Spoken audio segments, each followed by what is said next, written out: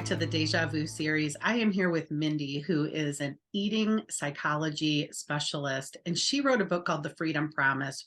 And then I just knew for sure that I had to include her in this series because we're so in alignment with the goals for Freedom Kitchen. Mindy, thank you for joining me today. Oh, thank you, Lisa. I'm thrilled to be here and to share any kind of wisdom that we can offer to our audience.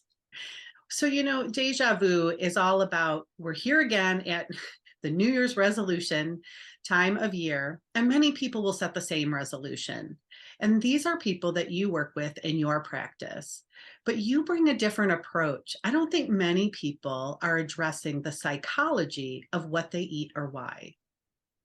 Yeah, first of all, Lisa, I love the title Deja Vu because it really brings home what you just spoke about, the fact that so many people start every new year the same way, you know, having their inboxes loaded with new year, new you.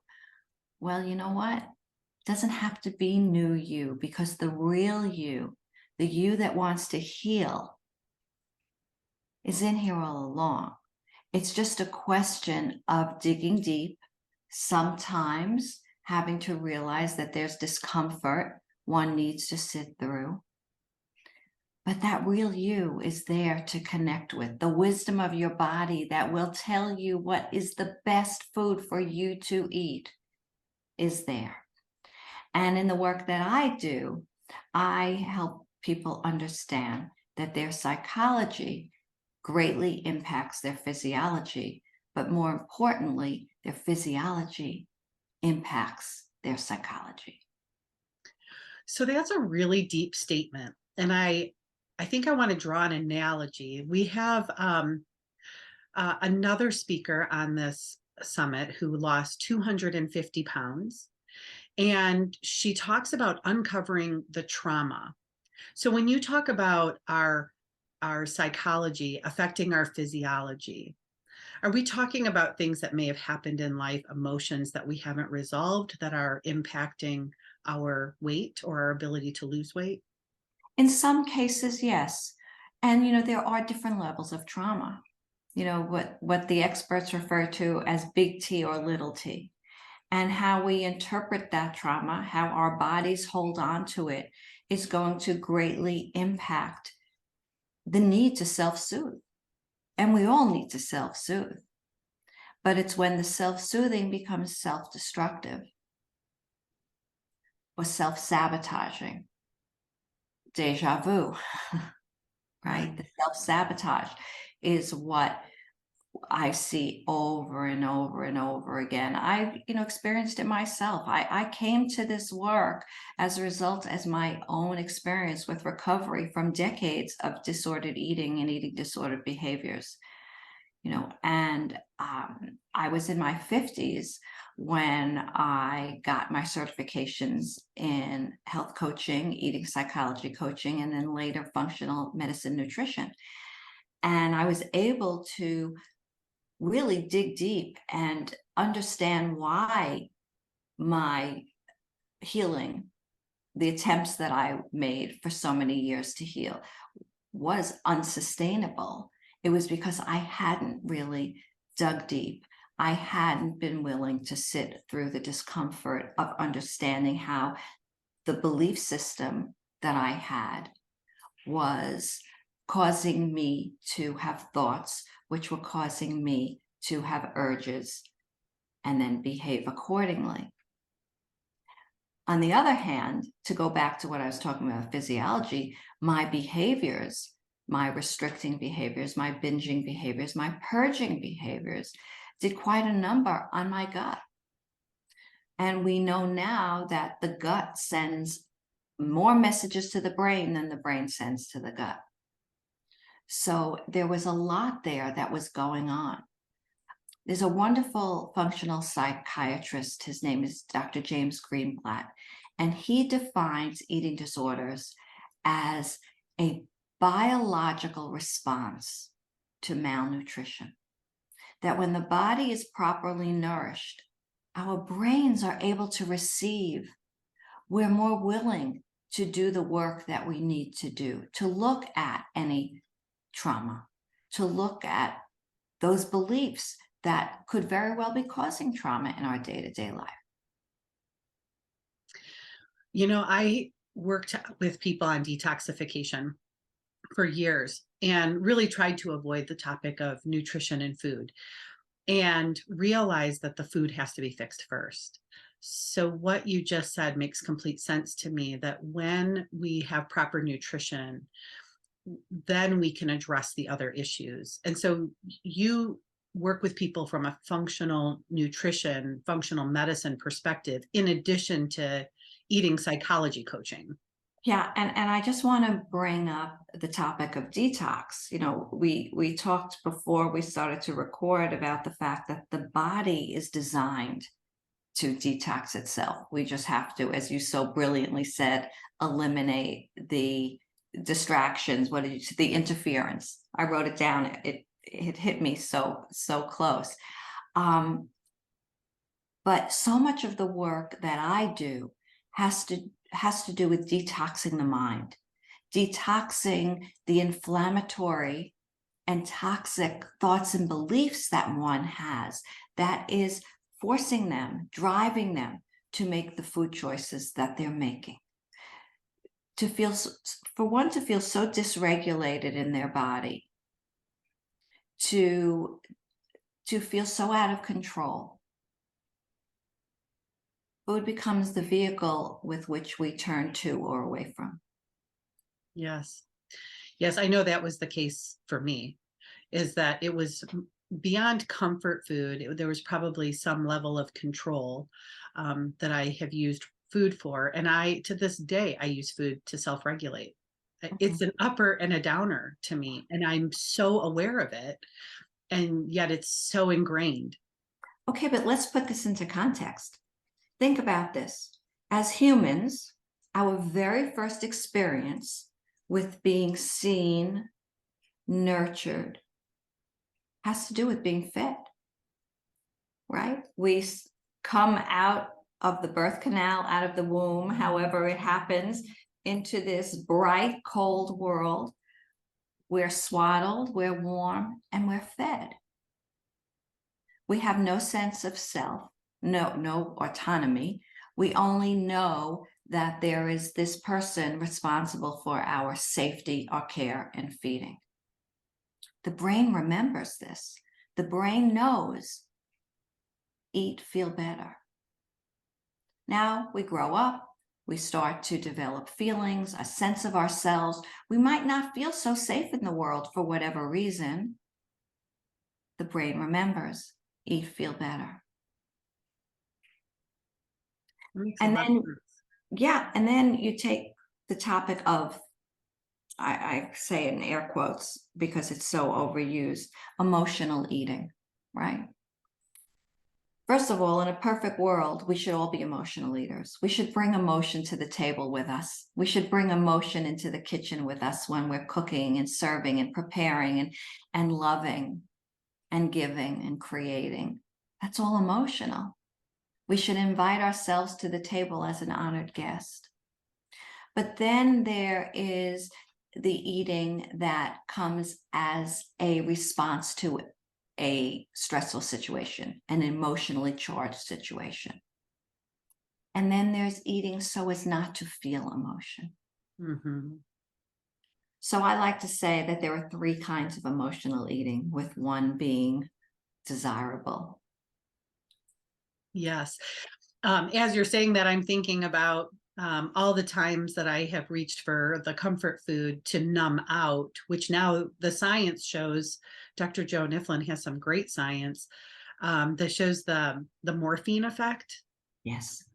Of many foods, particularly cheese, those heavy foods that we call comfort foods. They actually have a morphine effect. So when we eat to numb, to not feel, those are the foods that we tend to reach for.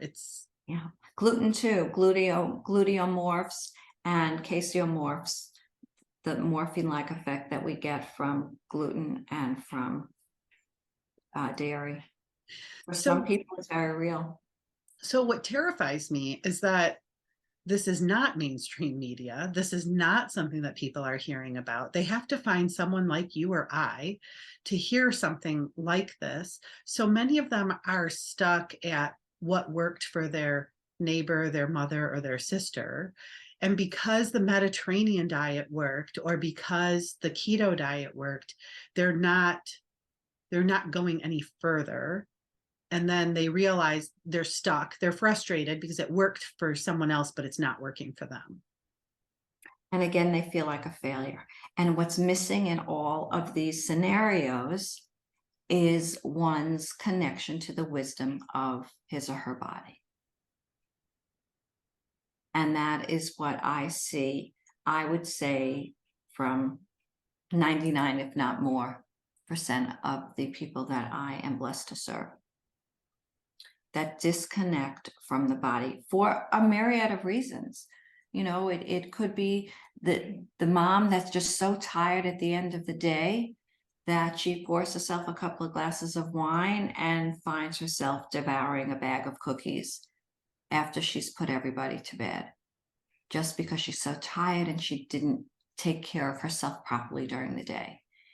And then I think about the woman who feels overburdened and underappreciated at work and orders her comfort food from the car on the way home, sits down in front of the TV, eats it mindlessly, finishes it off with a box of cookies, perhaps another couple of glasses of wine, and wakes up in the morning with a food hangover, vowing to be good today.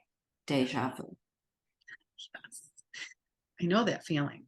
And food hangovers are real. I don't drink alcohol. I really have to work at my blood sugar. My blood sugar tends to run high, and alcohol's never served me well.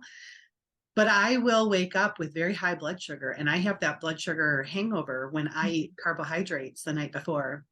Mm-hmm.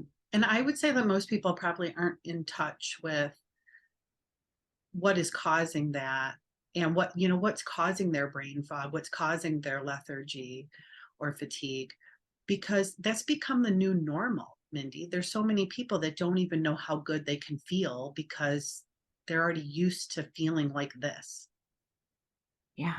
And that's what I term disordered eating, right? Misguided behavior that is driven by misinformation.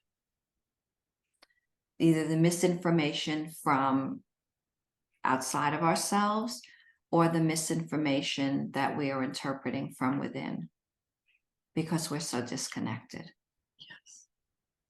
This is why I started teaching kids. I am so concerned about the level of disconnection from self Mm-hmm. and listening to outside influences. And of course, the marketing messages that our kids are bombarded with, that I don't think they know what the cues are anymore for when they're truly hungry or when they're truly full, because this is what we see in the adult population. And so they're not able to teach the kids because our parents are so disconnected. They're not teaching the kids. So now I'm going right to the kids and having this conversation with them. Yeah. And what's so important with that is, first of all, our children are watching. That's number one. But when we give messages such as no dessert until you finish everything on your plate, or become a member of the Clean Plate Club, you know, mom worked so hard to prepare this meal, this food is so expensive, whatever the messaging is, the underlying message is to that child is that you are not capable of trusting your hunger or your fullness.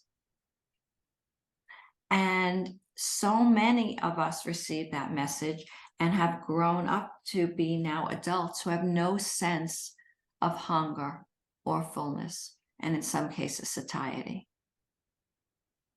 Yeah. So it's the messaging that I go back to, at the start of our conversation, right? You know, a big part of the eating psychology piece is introducing my clients to who they are as eaters. How are they eating? When are they eating? But most importantly, why are they eating? why are they eating? What is the story that you're telling yourself? What is it that needs to be let go of so that you can be the change you want to see? It's less about doing, it's more about letting go so you can be the change. I discovered a very long time ago myself that there was a huge difference between doing recovery and being recovered. Being recovered is a mindset. Doing recovery is about food exchanges and quality of food and what you're eating and how you're eating it.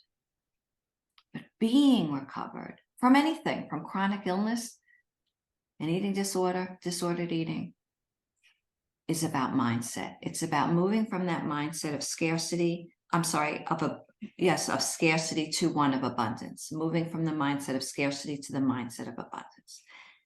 And so many are operating in that mindset of scarcity, thinking about, what am I not going to eat today so that I can get to my goal? Right. Instead of thinking about, where am I feeling deprived in my life? Right. Oh, that's deep. Right? And the other thing we can teach our clients is that once we connect to the wisdom of our bodies and we discover that there is a food that doesn't make us feel well, that's not restricting. That's making an empowered choice. Yes. Again, mindset of scarcity to mindset of abundance. Yes. Which is how my classes always ended up in the kitchen, because we need to overcome deprivation. And so to hear that they may have to remove things, even if it's just to test things, we go into a place of deprivation and fear. And so I would always get in the kitchen and say, well, let's make some healthier things so that we don't go into a place of deprivation. And that's how I found the best way is to teach kids. So there's no telling them, like, you can't eat all this stuff. No, I'm saying, look what you can eat and look what you can create and look at all of your options. And I'm giving them the freedom to choose, and I'm empowering them. And I'm really playing on their budding independence.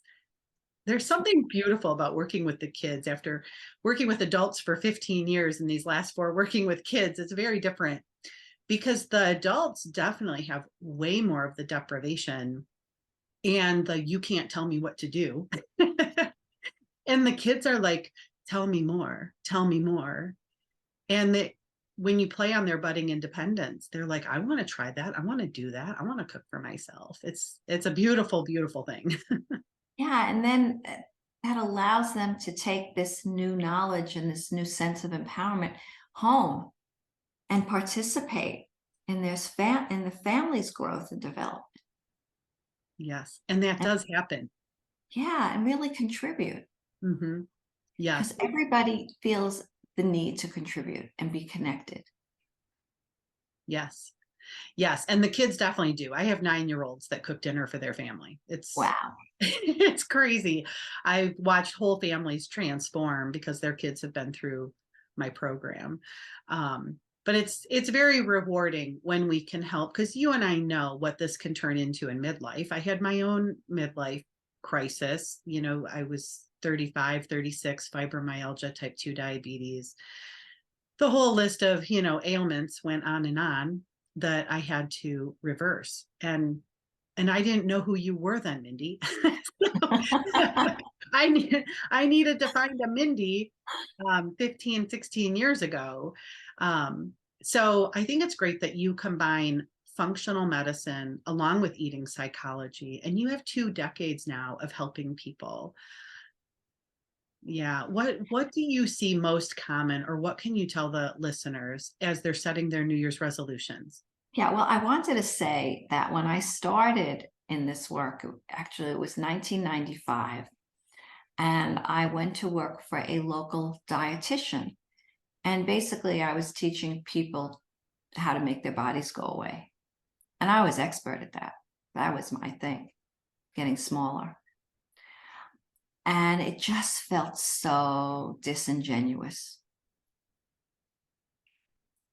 What I realized is that anybody who came seeking my help really needed to take that deep dive and figure out first why the weight was there in the first place.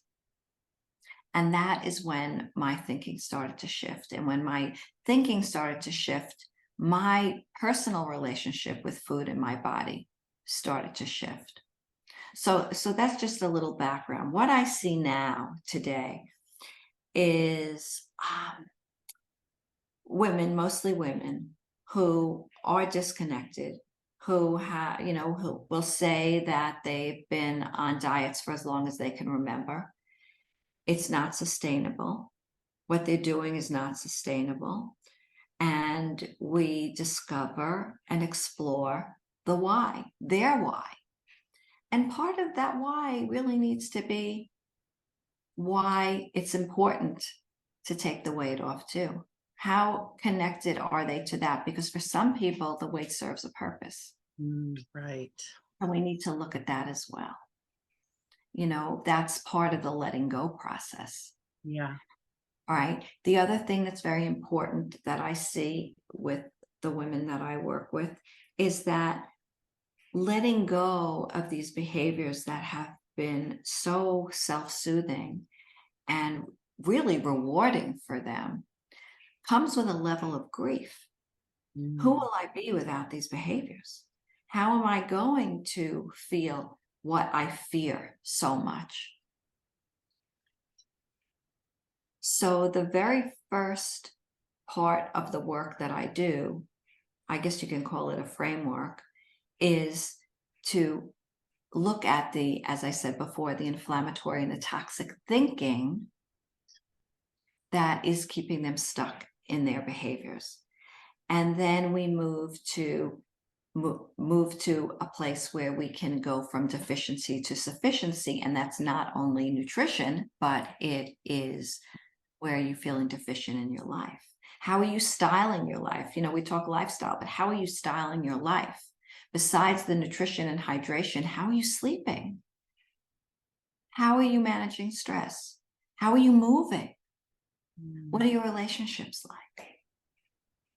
That's all a very big part of it, because the truth is, actually the 7th step of my 7-step program is make sure you surround yourself with what truly nourishes, because what truly nourishes us is not in the kitchen.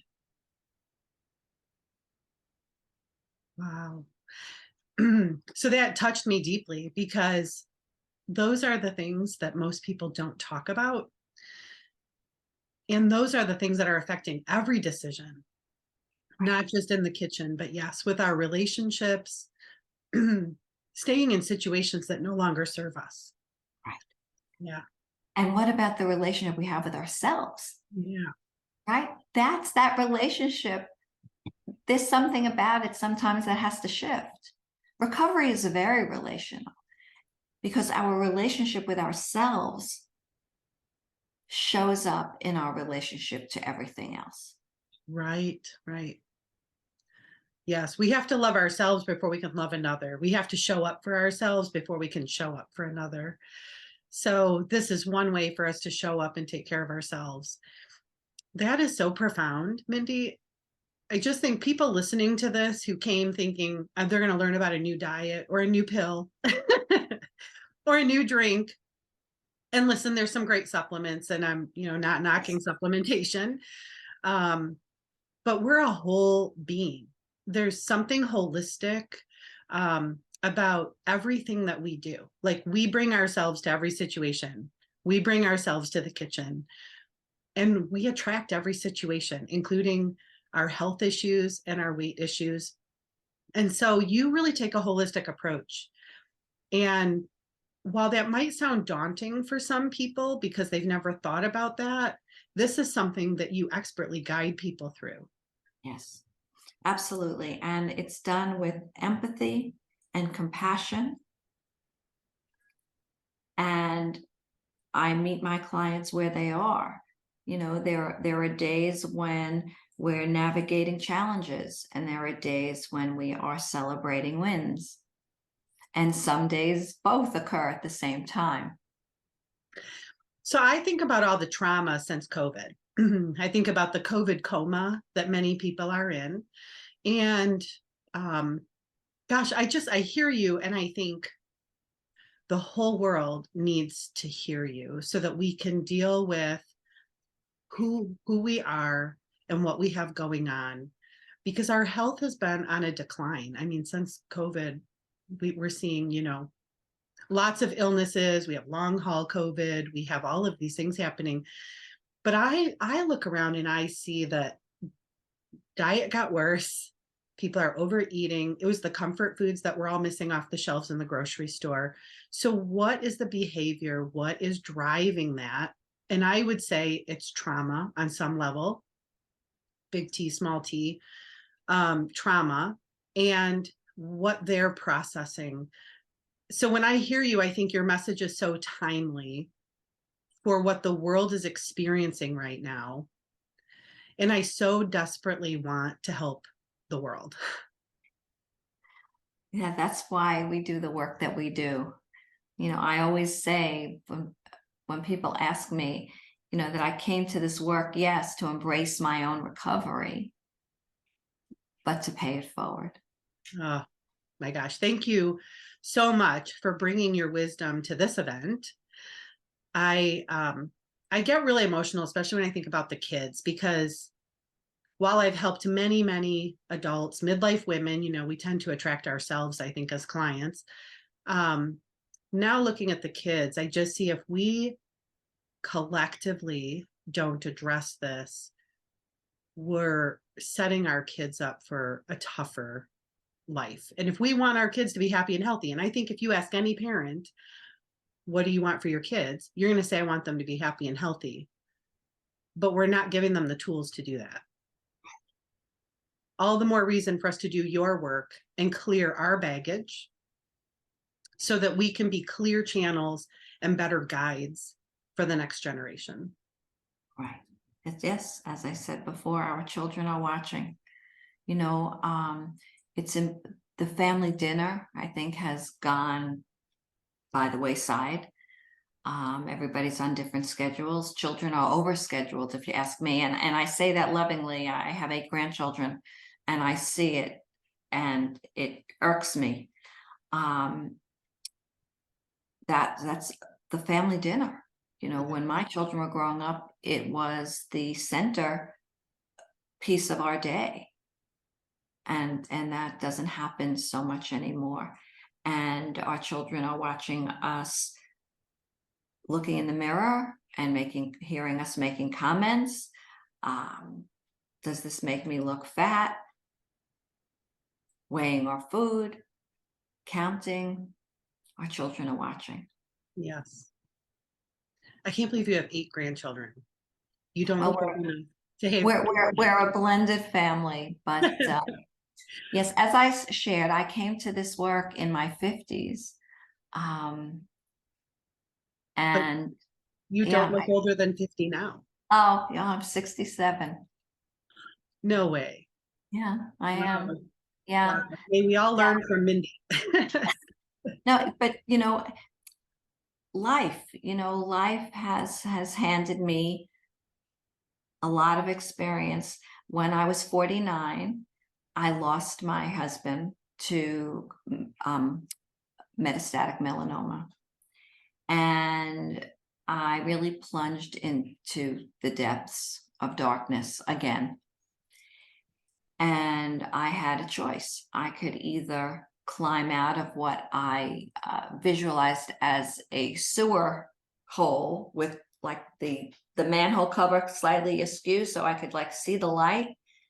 I could climb out, or I could stay treading water. And I chose the light. I had daughters who loved me and supported me, and I had hopes of becoming a grandmother then.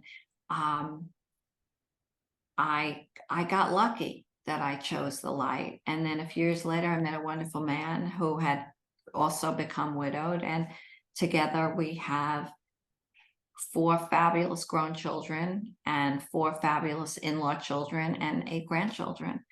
So it's never too late. Just gotta allow yourself to feel what needs to be felt so that you can move forward. I always say that I want to help people expand their presence on this blessed earth. And that has nothing to do with the size of their bodies, it's the size of their soul.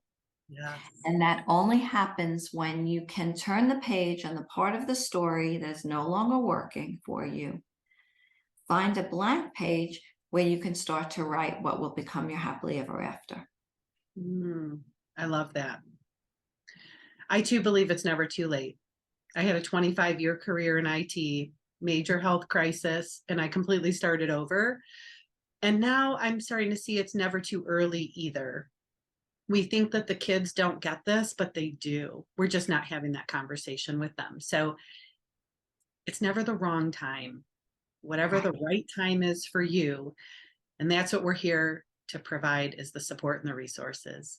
Exactly. If not now, when? Right. Oh my gosh, Mindy, it's been such a pleasure. Thank you so much for sharing these pearls of wisdom with us. I felt that so deeply that I really hope the audience and the listeners can feel your love and your passion for this, but also that there's something else underneath that when they uncover that, then they will have much more clarity. Yeah, and not to be afraid of it. You know, very often what we fear isn't as bad as we fear it to be. Yeah. And that's something worth remembering, right? What's the worst that can happen? Yeah. We'll end on that note. It is a deep thought, but we Yeah. will end on that note. Okay. And Thank you. all of your links will be on here. So everyone listening, please make sure that you check out Mindy's program. All of her contact links will be available. We are truly here to support you on your journey. Until next time, farewell.